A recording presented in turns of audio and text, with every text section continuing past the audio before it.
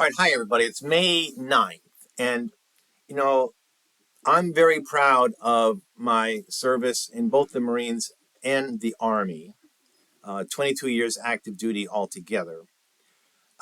With for the Army, I deployed in Operation Golden Pheasant down to Honduras, Operation Nimrod Dancer to Panama.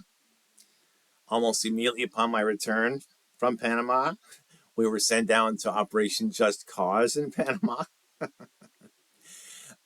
Operation Restore Democracy in Haiti, and I got mobilized from retirement to support Operation Enduring Freedom from here stateside.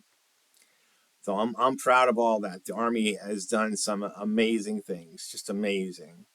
What I'm not exactly proud of for the Army is two things. One, this screwing around and wasting money on expensive physical fitness uniforms. And two, screwing around on the physical fitness test.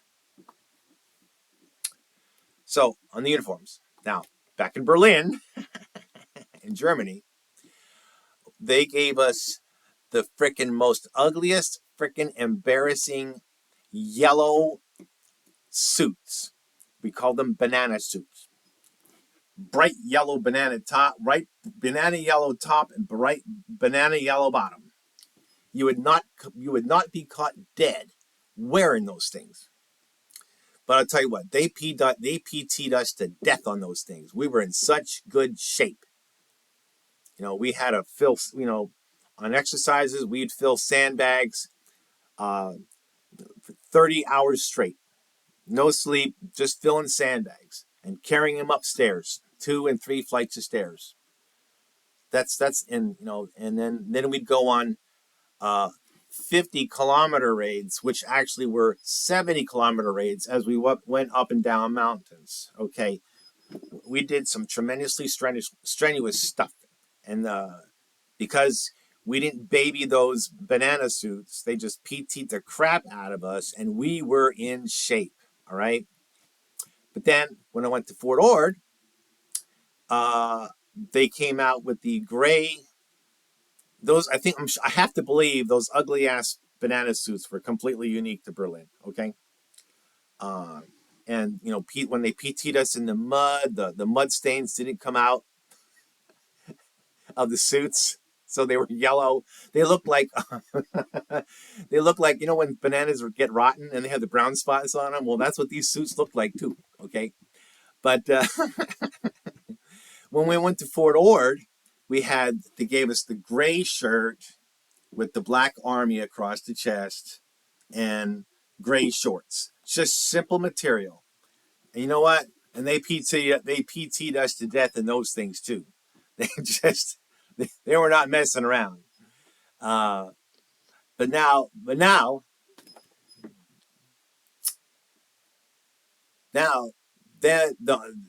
there might have been another generation in there, but I doubt it.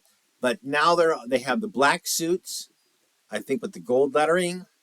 They're all this, fancy scientific, breathing, sweat, free or whatever suits. The t-shirt alone cost $33 in clothing sales. $33. And you know what? The Army has a fat problem. Okay?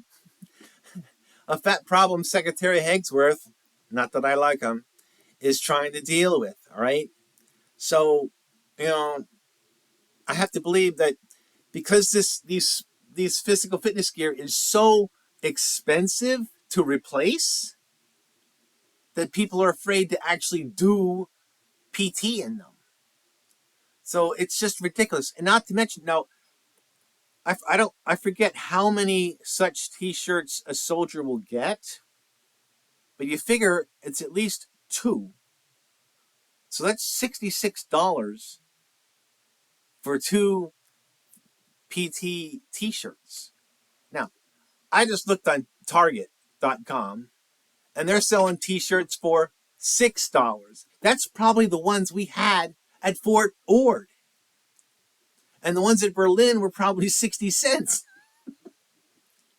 But so it's it's just incredible that the Army is just screwing around with all this fancy stuff so that we have super athletes, but yet we're fatter than ever. I submit we just go back to regular cheap t-shirts. Like this all this scientific technology built into our PT clothes hasn't done a thing. So just go back to the regular cheap cotton t-shirts that we used to have and just PT everybody to death again. And then of course the other thing though is the constant screwing around with the physical fitness test. Okay. Now when I was in Berlin, we had one version, the you had to do so many push-ups, so many sit-ups, and the running so long. Okay. And apparently everybody was doing so well in it that the Army really ramped up the standards. So, it took us a while to adapt to those incredibly high standards again. But yet it worked out well. So then, but on top of that, we had 12-mile road marches with, full packs and obstacle courses and everything else. And again, we were in very, very good shape. But then over the years, now the Army's been trying different things. And yeah, they spent a lot of money trying to, they had the pull drag, you had the ball throw, you had this, you had that, the other thing. Now the ball throw is out, and they're trying to do something again, and it's like, good Lord Almighty, why doesn't the Army just have the balls to say, okay, we're just going to do what the Marine Corps does. We're just going to do what the Marine Corps does. Shame on the Marine Corps for patenting their uniform pattern, which is excellent, such that no other service could use it, such that the other services had to spend tons of money to develop a uniform that worked just as well without being too close to it, because then they'd have a trademark or copyright infringement upon the Marine Corps. Now that was freaking sick. So anyway,